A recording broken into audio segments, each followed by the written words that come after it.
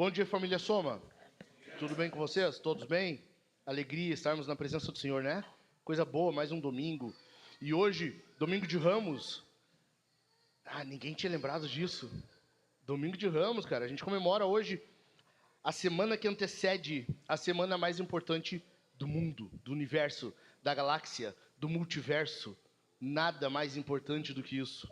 Jesus entrando em Jerusalém num jumentinho e os ramos sendo largados na frente dele e o povo clamando, Hosana, Hosana. Uma semana depois, nem isso. Ele estava padecendo e sofrendo por nós. E a gente está aqui para lembrar disso. Então, apesar de que hoje a gente não vai ver um texto propriamente sobre o Domingo de Ramos, mas eu quero que tu abra comigo um salmo. Vai achando os salmos aí. Se tu abrir a Bíblia no meio, já tem grande chance de tu abrir nos salmos.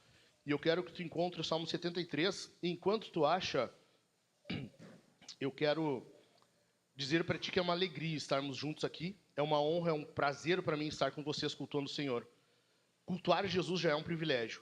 Estar junto de vocês é uma honra. E quero já anunciar e pedir para vocês, estejam conosco, convidar. Semana que vem agora, aliás, iniciou a semana, domingo. Na sexta-feira nós temos o culto da paixão aqui, 8 horas da noite. Às 20 horas, nós estaremos aqui para lembrar o sofrimento, o padecimento do nosso Senhor. É um culto um pouco diferente. Se tu nunca vivenciou, nunca presenciou um culto assim, vem e tu vai ver que é diferente. O clima do culto é um clima um pouco mais dark, assim, sabe? Tipo DC Comics, né? DC sempre é um pouco mais dark que a Marvel. O culto é um pouco mais dark, é um pouco mais pesado, e nós estamos propositalmente lembrando do sofrimento de Jesus. 2 dias depois, no domingo, nós estaremos comemorando a ressurreição do Senhor, porque Ele não ficou morto. Ele não ficou morto. Ele não ficou morto, Ele está vivo. Ele está vivo. Muitos fundadores de religiões estão ainda no seu sepulcro, estão aguardando o dia da ressurreição. Muitos deles ainda estão lá, com seus ossos já definharam, não existe mais nada a não ser pó. O nosso Senhor está vivo, está reinando, e Ele é digno de louvor. É por isso que nós estamos aqui hoje. É por isso que nós estamos cultuando a Ele. Amém?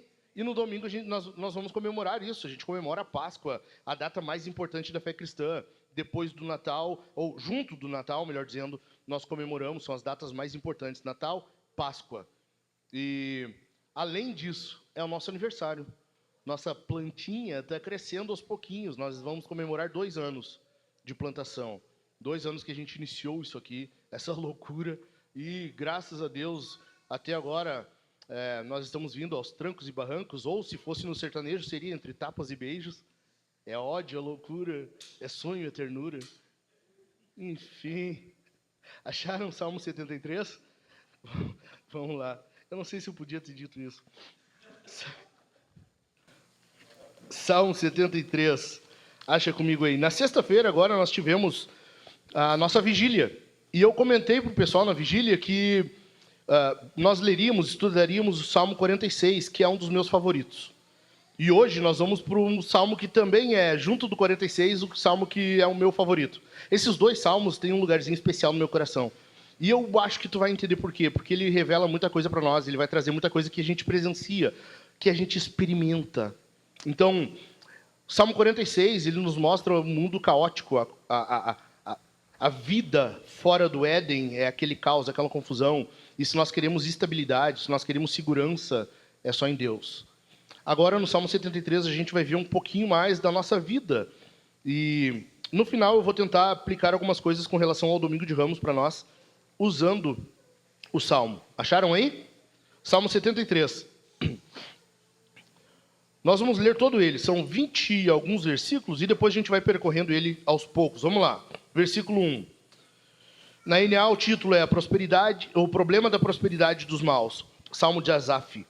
De fato, Deus é bom para com Israel, para com os de coração limpo.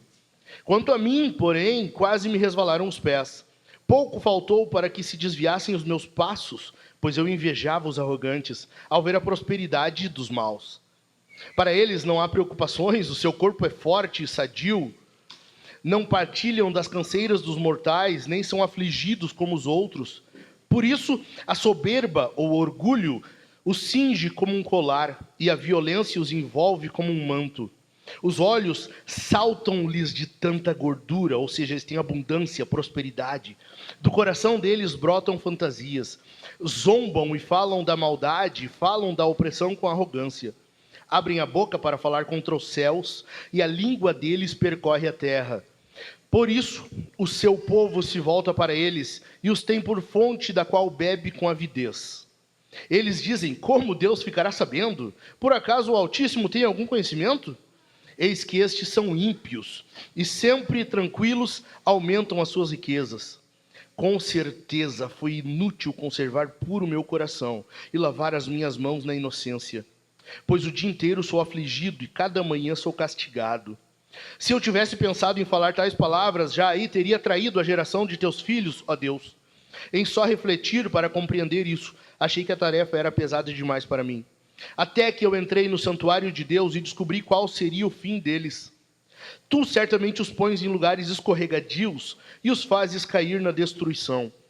Como são destruídos num instante, são totalmente aniquilados de terror. Como acontece com o sonho quando alguém acorda, assim, ó Senhor, ao despertares, desprezarás a imagem deles. Quando o meu coração estava cheio de amargura e o meu íntimo se comoveu, eu estava embrutecido e sem entendimento, eu era como um animal diante de ti. No entanto, estou sempre contigo, tu me seguras pela minha mão direita. Tu me guias com teu conselho e depois me recebes na glória. Quem tenho eu no céu além de ti? E quem poderia eu querer na terra além de ti? Ainda que minha carne e o meu coração desfaleçam, Deus é a fortaleza do meu coração e a minha herança para sempre. Os que se afastam de ti certamente perecerão. Tu destróis todos os que são infiéis para contigo. Quanto a mim, bom é estar perto de Deus. Faço do Senhor Deus o meu refúgio para proclamar todas as suas obras. Bendita palavra do Senhor. Bendita palavra do Senhor. O que acontece aqui? Um detalhe que eu devia ter falado antes de iniciar a leitura. Se alguém não tem Bíblia, levanta a mão e a gente vai providenciar uma Bíblia. Nós queremos te presentear com uma Bíblia. Então, caso tu não tenha, levanta a mão e a gente tem uma aí para te dar. O que está acontecendo aqui?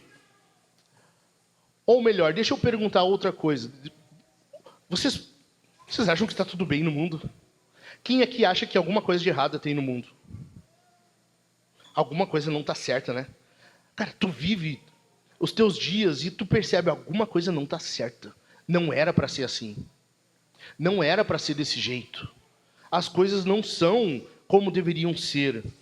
A gente vê hoje tanta coisa errada no mundo, tanto problema, tanta injustiça, tanto ódio, tanta maldade, corrupção. A gente vê isso em todas as instâncias, desde os mais simples, os mais baixos na sociedade, até o mais alto escalão. A gente vê isso por tudo.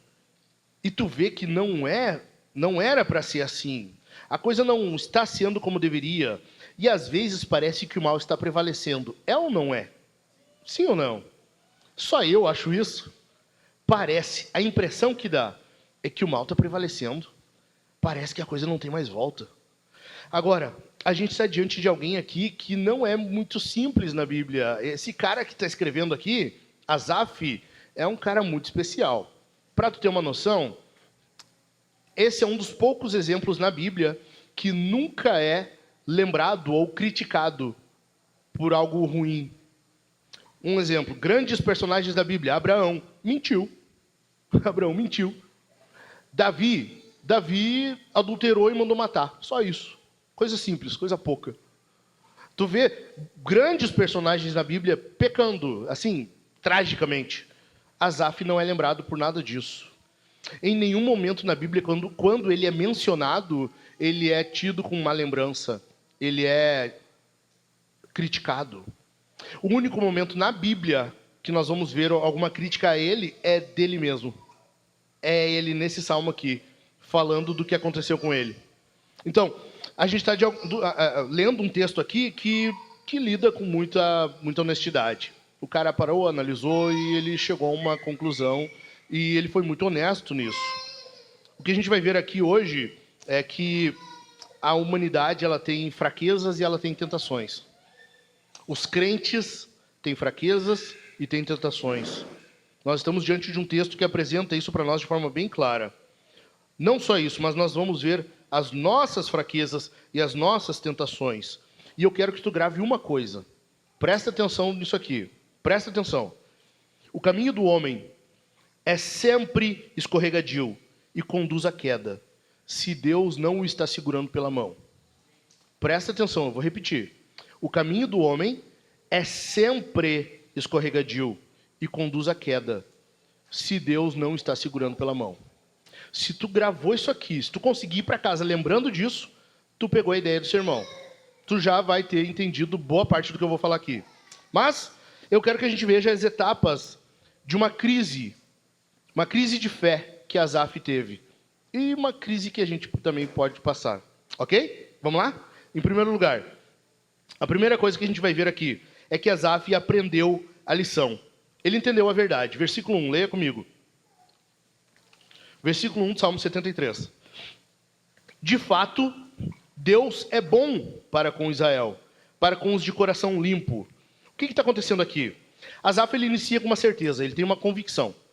Só que ele não estava com isso aqui no início, isso aqui foi a conclusão que ele chegou no final. Eu concordo aqui com o grande Martin Lloyd-Jones, que diz que esse primeiro versículo é como se fosse a tese de doutorado. Ele faz uma afirmação e ele vai defender aquilo ali. Sabe? Asaf, ele vai meio que fazer uma mescla aqui de mestrado e doutorado. Ele vai apresentar uma tese e, como no mestrado, ele vai agora fazer uma dissertação. Ele vai explicar isso ali. Ele vai pegar essa ideia, essa conclusão a que ele chegou. Essa é a verdade, essa é a certeza. No final de tudo isso, ele chegou a uma conclusão. Deus é bom para com Israel. E agora, em diante, ele vai passar a explicar o porquê de ele ter chegado a essa conclusão. A certeza que ele tem é que Deus é bom. Ele começa por essa epígrafe, ele começa por esse ponto, porque ele precisa começar por um ponto de certeza. Ele tem que começar por algo firme. Ele tem que basear o que ele vai falar em algo sólido. Deus é bom. Isso não há dúvida. Não pode haver dúvida no nosso coração com relação a essa verdade. Deus é bom para com Israel, para com os de coração limpo. Aqui, coração limpo no Salmo é aqueles que são comprometidos com Deus, que têm o seu coração entregue a Deus. Aqueles que se dedicaram a Deus, que estão livres da contaminação do pecado e o próprio Deus está comprometido com eles, ou seja, há uma relação de aliança. Há uma relação agora mútua de aliança. Mas o detalhe, e eu amo isso aqui, é que Asaf, ele começa por um aspecto, um atributo. A teologia vai chamar de atributo de Deus. Deus é bom. Ele foca na bondade de Deus. Asaf, ele vai pegar um atributo de Deus e durante a crise dele, ele vai manter isso em mente. E aqui está a primeira coisa que eu quero que tu lembre a partir de agora. Toda vez que tu estiver passando por alguma crise, toda vez que vier alguma dúvida, alguma coisa assim, lembre de algum atributo de Deus. Matthew Henry diz isso. Quando tu estiver passando por alguma situação assim, foca em um atributo de Deus. A gente vê isso na Bíblia. A gente vê, por exemplo, Jó. Jó, ele se baseia na onisciência de Deus. Jeremias, ele confia na justiça de Deus. Abacuque, ele deposita a confiança na santidade de Deus. Matthew Henry, falando sobre isso, ele fala: bons pensamentos acerca de Deus nos fortificarão contra muitas das tentações de Satanás. Quando tu estiver passando por algo assim, foca em um atributo de Deus e tenta manter aquilo em mente. Amém? Em segundo lugar, a segunda lição agora dessa crise de Asaf e nossa é que ele não olhou para Deus. E aqui começa o problema, porque ele passa a invejar.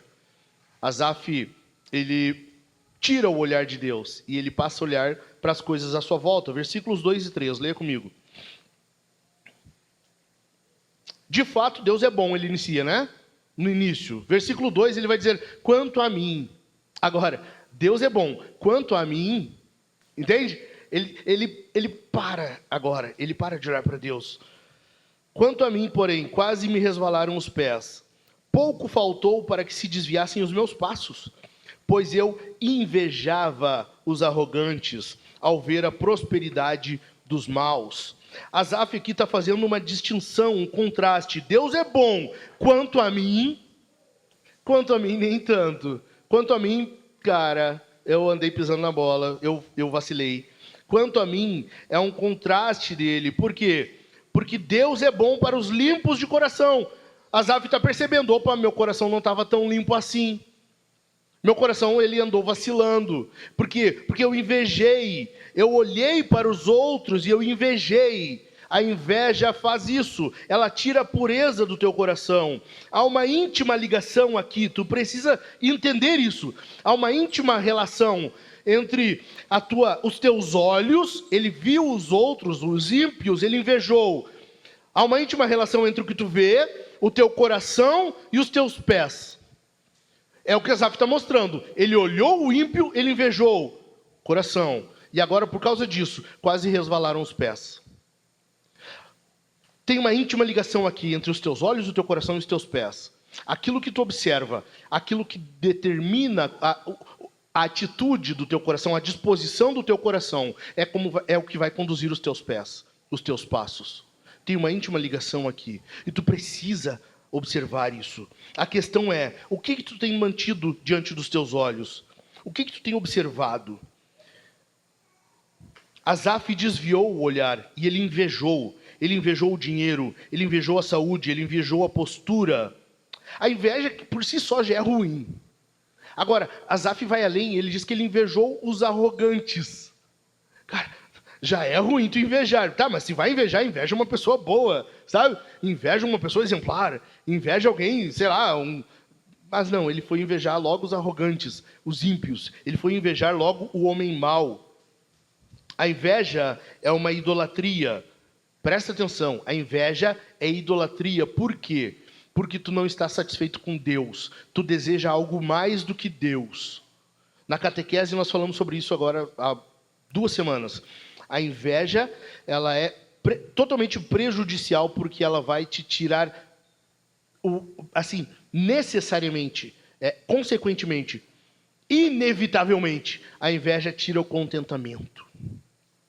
Tu não está contente com quem Deus é, tu não está contente com o que Deus te dá, e tu não está contente com o que Deus dá para o outro.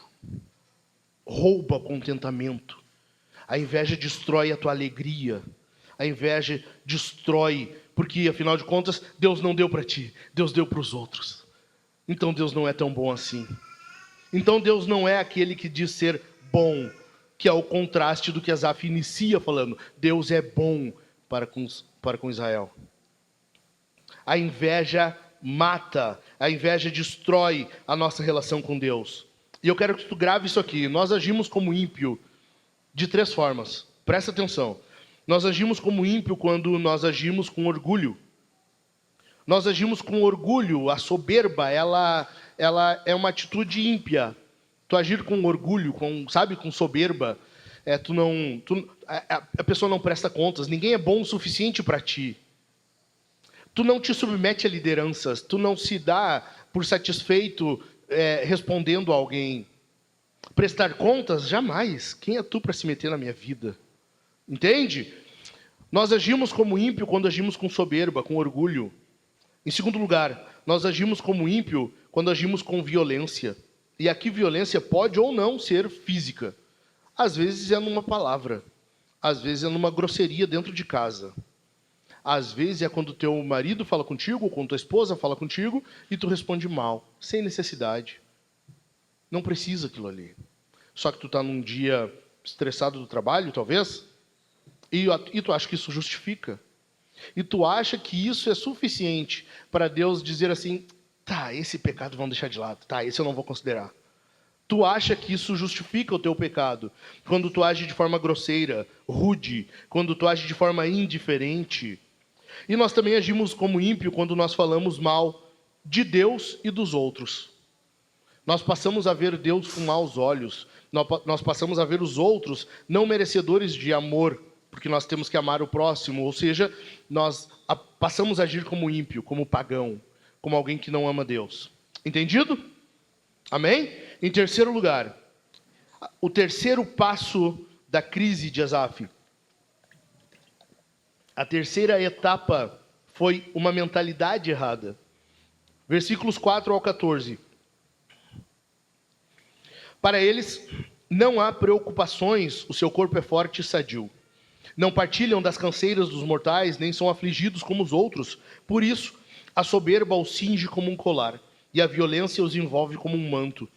Os olhos saltam-lhes de tanta gordura, do coração deles brotam fantasias.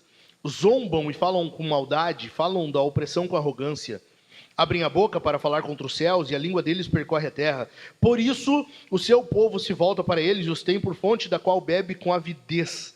Algumas traduções dizem que bebem grandes goles, bebem com vontade. Sabe quando tu tá com muita sede e tu chega em casa louco para tomar uma água e tu toma 1 litro numa tacada?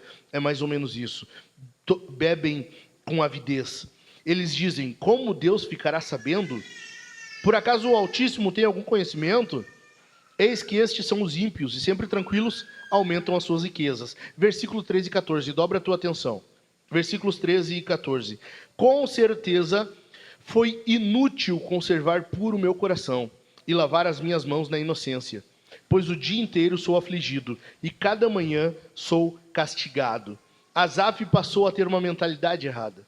A partir do momento em que ele passou a invejar o ímpio, a partir do momento em que ele passou a invejar e aquilo começou a corroer o seu coração, ele deixou de ter um coração limpo, ele começou a ter uma mentalidade errada. E esse é o inverso de Romanos 12, lembram? Não vos conformeis com este mundo, mas transformai-vos pela renovação do vosso entendimento. Asaf fez o caminho inverso. Agora ele começou a observar o ímpio. Ele invejou. E essa inveja foi moldando a forma de pensar. A mentalidade dele passou a ser errada. Por quê? Porque a partir disso ele passou a ter dúvida. E cara, isso aqui tu tem que prestar atenção. Nós sempre, presta atenção, sempre, toda crise de fé, ela vai em algum momento vir com uma dúvida para ti. Em algum momento virá uma dúvida. Lembram do jardim? É verdade que Deus disse? É verdade? Lembra? É verdade o que Deus disse? Sempre virá uma dúvida. E tu tem que prestar atenção nisso, porque Asaf, ele começou a ser dominado na sua mentalidade. Asaf, em algumas passagens da Bíblia, ele é chamado de vidente. O que era o vidente? É uma espécie de profeta. Mas o vidente é aquele que tem visões, ok? Vidente. Agora, tu percebe a ironia? O vidente não está vendo com clareza. O vidente não está tendo uma boa visão do que está acontecendo. Ele vê o ímpio, ele tem dúvida no seu coração. Eu acho que Deus não é tão bom assim. E agora ele passa a agir com base nisso. E ele passa a experimentar uma fraqueza espiritual. Ele passa a experimentar uma fraqueza interior. Por quê? Porque, afinal de contas, ele começou a basear somente na religiosidade. E isso aqui é um grande problema. Isso aqui é um grave problema. Quando tu acha que religiosidade resolve. Tu acha que tu vai no culto todo domingo, então Deus tem que te amar. Tu não faz nada de errado, então tu é uma boa pessoa. A religiosidade não salva ninguém. Pelo contrário, ela mata o teu relacionamento com Deus. Porque na religiosidade tu começa a achar que Deus tem dívida contigo. Deus te deve alguma coisa, afinal de contas tu faz tudo certinho. Afinal de contas tu é bem corretinho, tu não faz nada de errado. Então Deus está em dívida contigo. Era isso que Asaf pensava. Ele requer algo em troca. O versículo 13 ele fala, é inútil. Tu percebe? Versículo 13, com certeza foi inútil conservar limpo o meu coração. Que vidente é esse? Que está afirmando isso, que está pensando isso? Cara, é inútil. É inútil servir a Deus. É inútil me manter fiel. A verdade é que é o contrário disso. A verdade bíblica é justamente o contrário. Nunca é inútil conservar puro coração. Mateus 5,8, Jesus fala, os limpos de coração verão a Deus. Tu percebe, não é inútil conservar limpo, puro o coração. Asaf mudou sua mentalidade. Ele perdeu a fidelidade às Escrituras, a fidelidade a Deus, por causa daquela inveja inicial. Este é um problema que não deve, Matthew Henry falando, este é um problema que não deve ser resolvido simplesmente à luz das coisas naturais, pois se não houvesse outra vida depois desta, não seria possível reconciliar plenamente a prosperidade dos ímpios com a justiça de Deus. Quem é que pensa assim, que é inútil fazer boas coisas, viver bem, viver em fidelidade a Deus? Quem não tem uma esperança futura. Se tu vive só pro agora, cara, então vai. Então entra nesse ritmo. Nós falávamos ontem, conversando com o Gerson, estava dizendo, nós conversando sobre isso, cara, se tu acha que não tem um depois, se tu acha que a coisa está perdida, então te entrega. Então aproveita e vai viver como o fluxo está demandando. Faz coisas erradas, entra em alguma corrupção, ganha dinheiro fácil, mente, trai, faz o que for. Afinal de contas, tu só tem agora. Tu não tem um futuro, tu não tem uma vida eterna, tu não tem que prestar contas, tu não vai passar por um julgamento. A questão aqui é justamente essa. Se nós temos uma esperança futura, nós temos que saber que a justiça de Deus, ela independe, ela é distinta da justiça humana. Amém? Está entendendo? Ela independe. O que Asaf está tendo aqui é um pensamento racional. E talvez tu vai pensar, bom, mas isso é bom, isso é legal. Não, calma. Pensamento racional não é tudo. Asaf está tendo um pensamento racional. Então, cara, eu sou fiel a Deus. Até agora eu me mantive fiel. Não está bom. Daí ele olha para o lado, o cara não é fiel a Deus. Ele está fazendo e acontecendo. Ele está aprontando, ele está mentindo, está traindo, está roubando, ele está fazendo o que for. E o cara prospera. Como assim?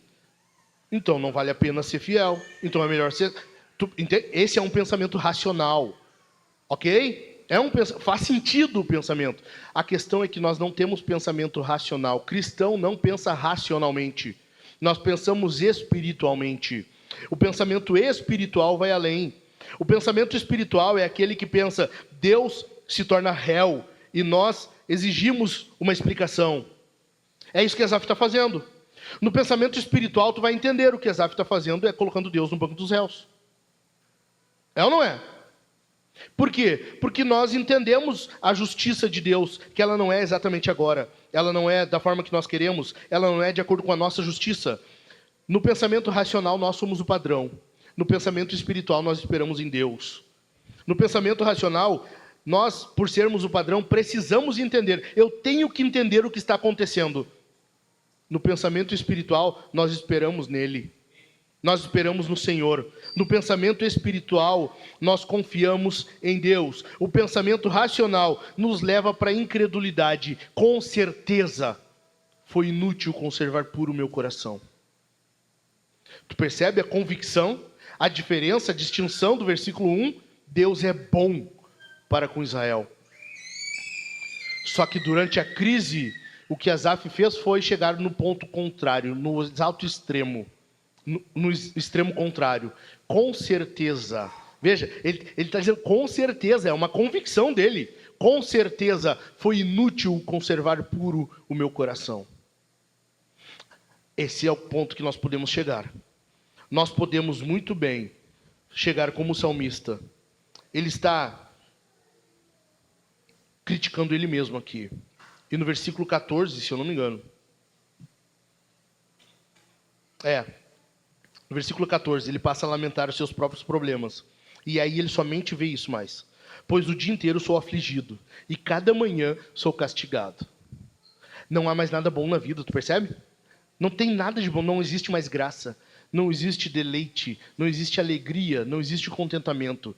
Todos os dias, o dia inteiro, melhor dizendo, sou afligido, e cada manhã sou castigado. Não há mais nada de bom. Versículo 4. Ponto 4. Em quarto lugar. A quarta etapa, o quarto passo da crise de Asaf foi passar a corrigir o olhar, corrigir o pensamento. Olha comigo aí, versículos 15 ao 24. Se eu tivesse pensado em falar tais palavras, já aí teria traído a geração de teus filhos, ó Deus. Em só refletir para compreender isso, achei que a tarefa era pesada demais para mim. Até que entrei no santuário de Deus e descobri qual seria o fim deles. Tu certamente os pões em lugares escorregadios e os fazes cair na destruição. Como são destruídos num instante, são totalmente aniquilados de terror.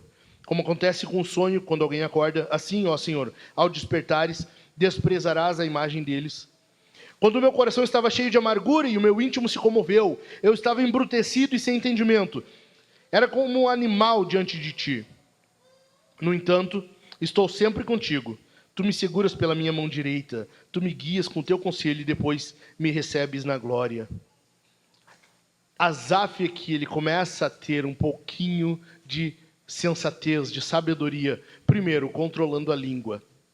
Versículo 15 ele fala isso. Se eu tivesse pensado em falar o que me ocorreu, eu teria desviado muitos do povo de Deus. Tu imagina, a gente vem ao culto, o louvor estava uma bênção antes, estava uma bênção, a gente cantando, levantando as mãos. Eu estava lá atrás cuidando, porque um pouco eu louvo e um pouco eu sou hipócrita, eu fico cuidando das pessoas, ok? Faz parte do pastorado ser hipócrita. Então eu estava lá, um pouco eu erguia as mãos, um pouco eu olhava o pessoal assim, vamos ver. E aí tu vê as distinções, né? O pessoal que vem da Assembleia, o pessoal do Pentecostes, cantando o Bom Amigo Jesus, o hino da harpa é um fogaréu. Aí vem depois o Castelo Forte, aí os reformadinha. Cara, daí tu vê os caras... É muito legal de ver isso. Como pastor é muito bom ver isso. Essas distinções que a gente tem aqui. Muito bom. Enfim, o louvor estava uma bênção. Mas tu para imaginar... Eu divaguei bastante agora. Para imaginar o pessoal cantando aqui, louvando a Deus, e no momento alguém fala, para o louvor. Gente, olha só, deixa eu falar uma coisa para vocês. É inútil servir a Deus. Imagina o louvor parando aqui, e alguém pega o microfone e diz, gente, é inútil servir a Deus. Com certeza é inútil conservar limpo o coração. Entende? Por quê? Porque Asaf era o líder do louvor. Asaf conduzia o louvor em Israel.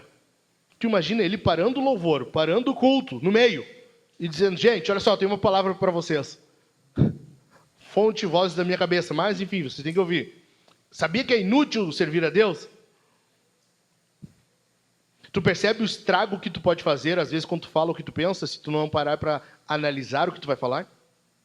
Tu entende por que no livro de Tiago, Tiago está dizendo que a língua é provavelmente um dos órgãos mais difíceis de controlar. Provavelmente não, ele fala que é um dos órgãos mais difíceis de controlar do corpo. Porque com a língua, tu pode abençoar ou pode amaldiçoar. Com a língua, tu pode estragar muita coisa.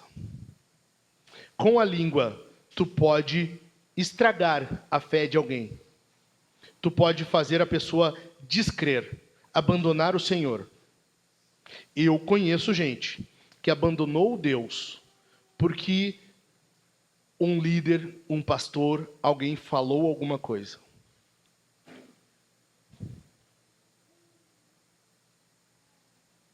Agora tu imagina tu na presença do Senhor. Tu imagina tu na presença do Senhor tendo que prestar contas a Ele e Deus dizendo assim, olha aqui, ó, esse aqui, abandonaram a fé naquele dia que tu falou tal coisa. Tu percebe a importância das coisas que tu fala para os outros? Tu percebe como tu tem que cuidar quando tu vai murmurar publicamente, quando tu vai murmurar oralmente? Se eu tivesse pensado em falar tais palavras, já aí teria traído a geração de teus filhos, ó Deus. Teria desviado muitos. Teria mandado muitos embora. Asaf, ele controla, ele consegue segurar. É ruim que ele tenha pensado mal, é ruim. Mas pior ainda é se esses pensamentos tivessem saído da boca para fora. É ruim ter pensamentos ruins, mas pior ainda é quando tu externaliza eles de forma inconsequente. Nem sempre tu guarda para ti. Tu tem que falar às vezes, mas é para quem pode te ajudar. Vai em irmãos maduros, vai no líder, vai no pastor. Pastor, eu estou tendo esse pensamento. Tá ruim isso. Vai em alguém que possa te ajudar. Mas tu tem que ter sabedoria, discernimento, saber que tu não sai falando tudo que vem. Amém? um detalhe é que falar sem pensar na Bíblia é embriaguez. Ok? É quando tu não tem domínio próprio, tu não controla o que tu pensa e tu fala, sabe? Não tem freio, não tem filtro, não tem sensatez. Tu não pode sair falando tudo que tu pensa. Não sem analisar. Isso é domínio próprio. O contrário disso na Bíblia é embriaguez. Mas, além disso, Asaf não só não falou o que pensou, mas, versículo 17, leia comigo. Vamos do 16. Em só refletir para compreender isso, achei que a tarefa era pesada demais para mim. Até que... Glória a Deus por esse até que.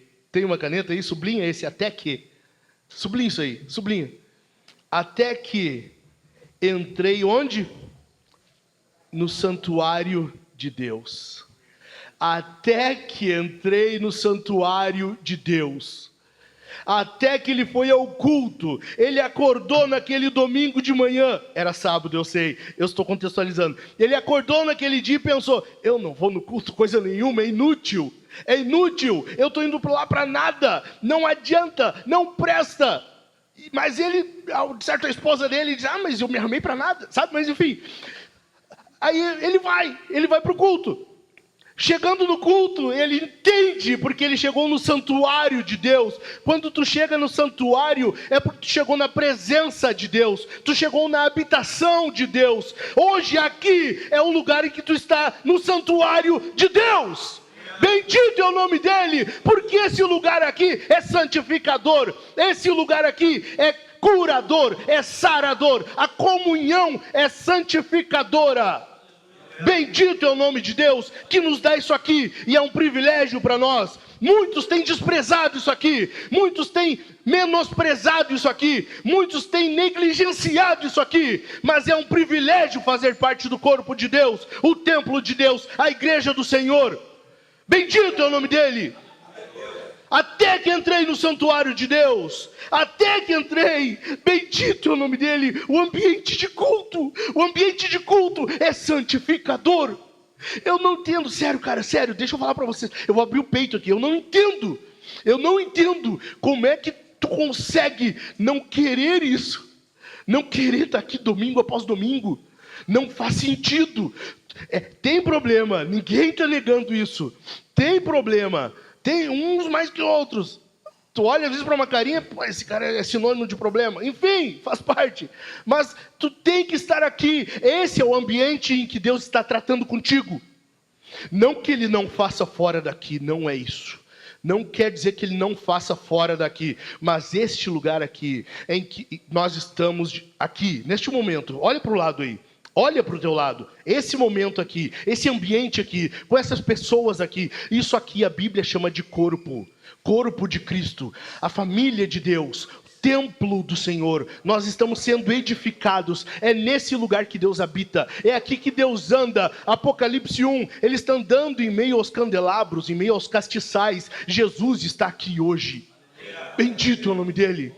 Bendito é o nome dEle. É aqui que Deus quer tratar contigo. É aqui que Deus quer lidar contigo. É aqui que Deus quer você. Tem um pastor, teólogo, Warsby, ele diz assim: o ponto de vista de Asaf sobre o problema, presta atenção nisso aqui, cara. O ponto de vista de Asaf sobre o problema mudou quando considerou não as circunstâncias ao seu redor, mas o destino adiante dele. Tu entende isso?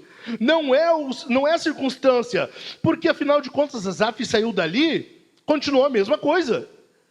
Não entrou 1 milhão na conta dele, na conta bancária, ele não passou a ter no Pix ali R$1 milhão, não, continuou a mesma coisa. O ímpio continuou com a mesma riqueza que tinha, a mesma saúde esbelta, a mesma prosperidade, não mudou nada, mas mudou o coração dele.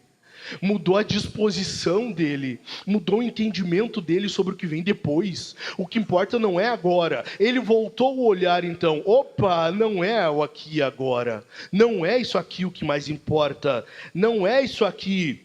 Veja, por quê? Porque ele foi para o culto, ele foi para a adoração. E quando tu vai ao culto, tu não vai lá para receber. Eu entendo que nós recebemos bênçãos, nós recebemos alimento, nós recebemos privilégios de Deus aqui. Não estou dizendo que não, mas o foco do culto não é esse. Aqui nós viemos para entregar e não para receber. O culto é entrega a Deus. Tu entrega louvor, tu entrega adoração, tu entrega sacrificialmente o teu culto a Deus. Nós saímos daqui com mais do que entramos, sim, mas isso é um privilégio, isso é graça o nome disso. O culto não é para ti, o culto não é para nós, o culto é para Deus. O culto é para o Senhor. Bendito é o nome dele. Bendito é o nome dele. Isso aqui é santificador. Em quinto lugar,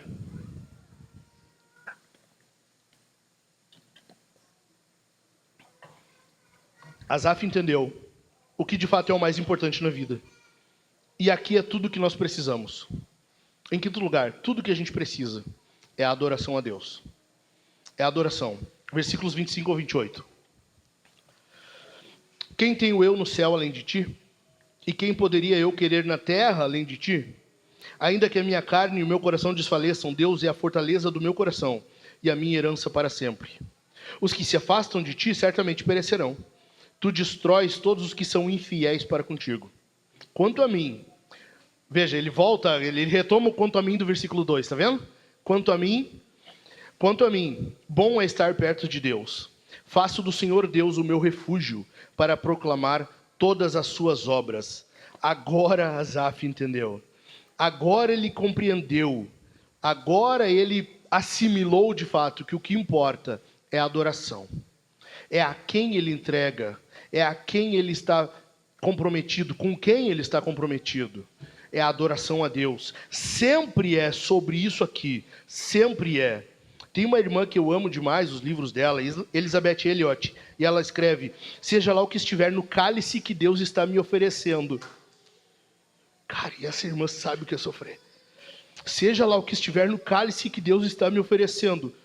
Dor, tristeza, sofrimento ou lamento, como também as superabundantes alegrias. Estou disposta a tomar, pois eu confio nele.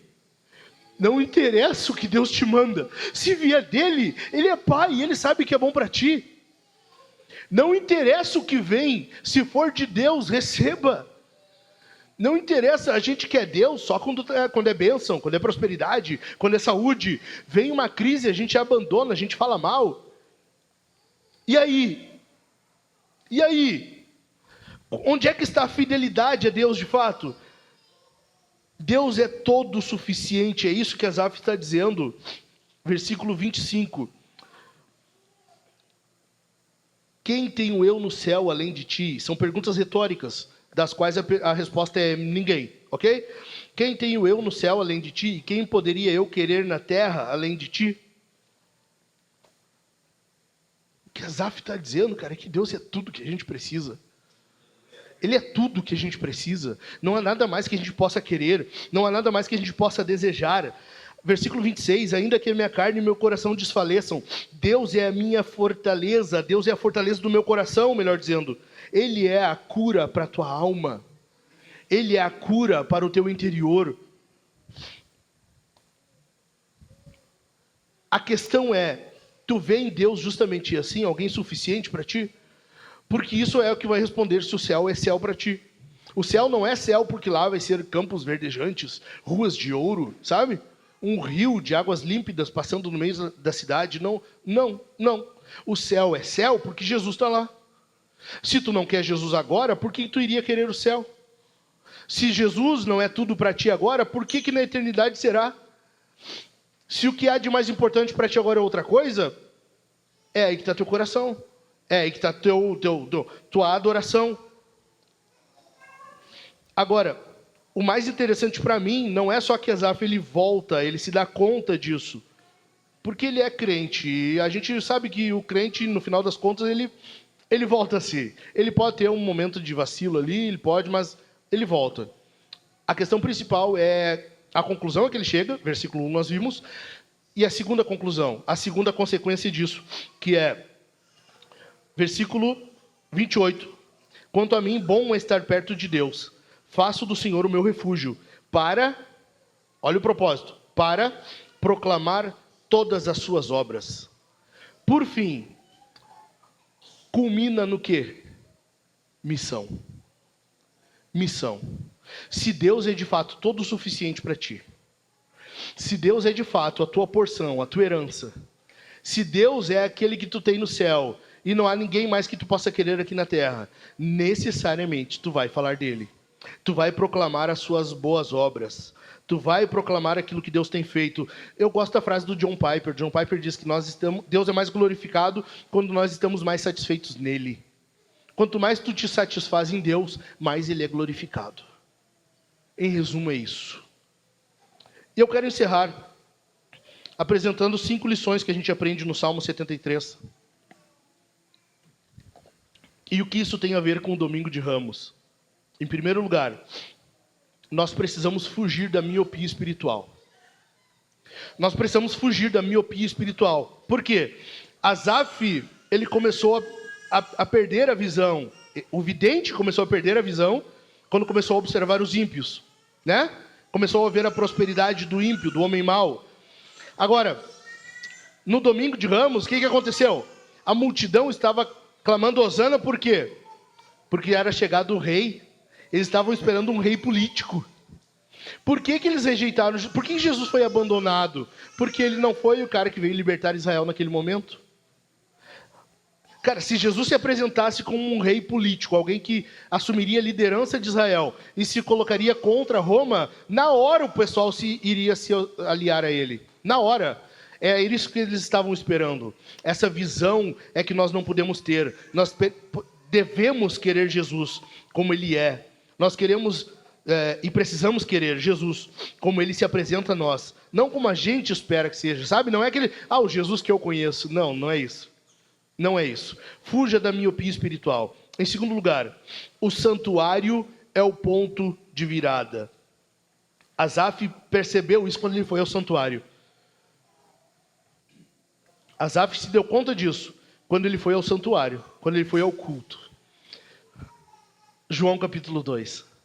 Jesus fala: coloquem isso aí abaixo, e em 3 dias eu o levantarei de novo, eu o colocarei de pé.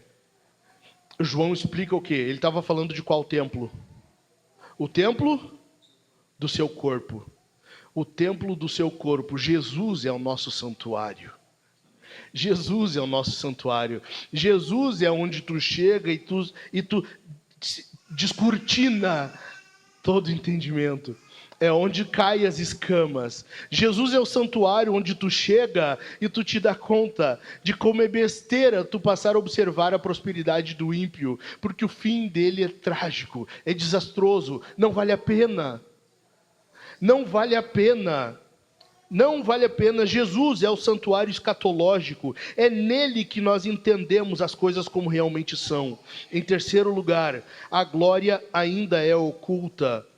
A verdadeira entrada na glória, Salmo 73, verso 24, a gente leu, só é possível porque Jesus suportou a assolação que o salmista estava temendo. Aquela assolação, sabe? É pobreza, é doença, é o ímpio prosperando, é a riqueza toda para ele, saúde para ele, tudo para ele. Jesus suportou isso aqui por nós. A entrada na glória que Asaf menciona só é possível hoje porque Jesus suportou a aflição. Porque Jesus suportou por nós aquilo. Jesus padeceu, Jesus sofreu. Aquela entrada no Domingo de Ramos estava prenunciando que nele nós temos uma entrada triunfal. Amém? Em quarto lugar, a verdadeira felicidade não deve ser julgada pelo estado presente. E isso aqui é uma ideia de Calvino. Calvino fala isso. Calvino e alguns outros reformadores. E ele vai usar um termo em latim que é subcontrário. A ideia é qual? A ideia é de que Deus se revela de forma contrária. Deus se revela no oposto, ou sob o oposto. Por quê? Porque a vitória de Deus, às vezes, ela tem uma aparência de derrota. Tu olhar para uma cruz ver alguém morto como um criminoso, tu diria que isso ali é Deus vencendo? Não tem como. Alguém que sofreu, padeceu horrores, foi crucificado, está pendurado no madeiro. Tu olhar para isso e dizer, ali é Deus vitorioso, ali é o Christus Victor, não tem como. Não tem como. É impossível, porque Deus se revela no oposto. Muitas vezes, a vitória de Deus, ela tem uma aparência de derrota. Às vezes, tu está passando por uma situação, porque Deus quer que tu saia vitorioso. E se Deus te desse prosperidade, naquele momento, tu padeceria. Às vezes, Deus está te livrando de coisa muito pior, enquanto a gente lamenta, enquanto a gente murmura.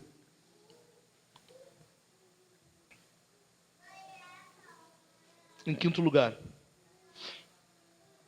bom é estar perto de Deus sempre. Aqui, de novo, no domingo de Ramos, Jesus está entrando em Jerusalém e ele está sendo aclamado, Hosana, e estão estendendo ramos e mantos, e ele está passando por aquela multidão que clama. Por quê? Porque tem interesse próprio. Porque, afinal de contas, eles estão vendo alguém que possivelmente vai livrar eles da situação de opressão que estão. É só interesse, um interesse pessoal, um interesse próprio, quando na verdade nós nos aproximamos dele por quem ele é, porque ele mesmo suportou o caminho do sofrimento por nós. Spurgeon, o grande Spurgeon, diz que nós temos que querer sempre estar perto de Deus, porque bom é estar perto de Deus. Não há outro lugar para nós, não há outra posição, não há outro estado para nós que não seja em Cristo. Nós precisamos estar em Jesus, para que daí sim nós tenhamos vitória. Fique de pé.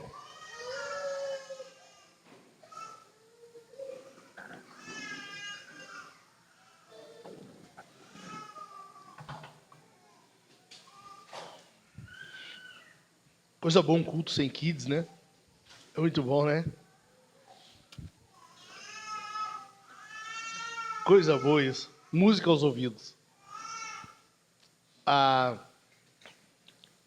Nós somos a única igreja que eu conheço, não estou dizendo que é a única que existe, a única que eu conheço, que tem mais crianças do que membros adultos. Tá explicado. A gente fala, né? Os filhos são bênção, herança do Senhor, mas é uma bênção que dá vontade de dar uma apertadinha no pescoço, de leve. Nos meninos, porque as meninas agora vão acusar de misoginia, e não dá. Nós precisamos entender que a melhor posição hoje é em Cristo. Hoje e sempre, porque afinal de contas, bom é estar perto do Senhor. Eu quero encerrar dizendo para ti que Jesus é um Asaf maior e melhor. Jesus é um Asaf melhor. Maior e melhor porque Asaf invejou. Asaf olhou para o ímpio e ele teve inveja. Nós olhamos para o ímpio e nós invejamos. Se tu jogar limpo, se tu abrir o peito, se tu jogar de um modo sincero, tu vai reconhecer que em algum momento tu olhou para outro e invejou. Asaf invejou, nós invejamos. Jesus é o único que se manteve fiel. Ele manteve os olhos no Pai e em fazer a vontade do Pai. Asaf, ele duvidou. Asaf duvidou, assim como nós. Nós já tivemos alguma crise de fé em que nós duvidamos. Eu acho que não é bem assim. Não tem como ser assim, não pode ser assim. Em algum momento a gente já duvidou. Jesus nunca duvidou.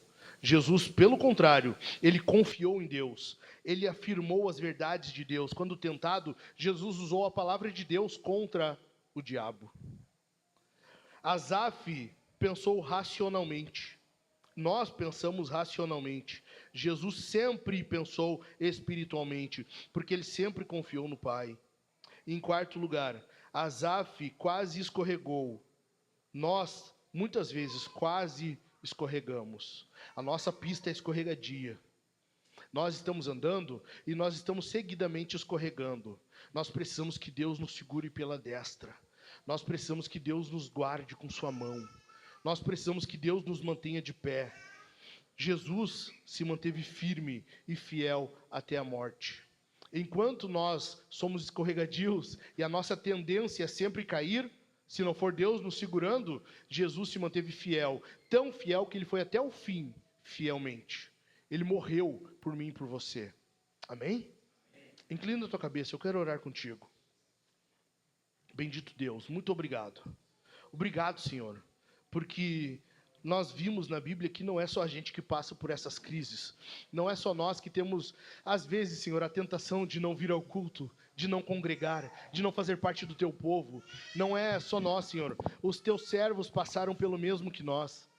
Muito obrigado, Senhor, por nos mostrar isso. E obrigado também porque tu nos dá a solução para isso. E nós confiamos que o santuário, o ambiente de culto, de adoração, é o lugar ideal para nós vislumbrarmos as tuas verdades. É o lugar ideal em que nós estamos em relacionamento contigo e somos tratados por ti.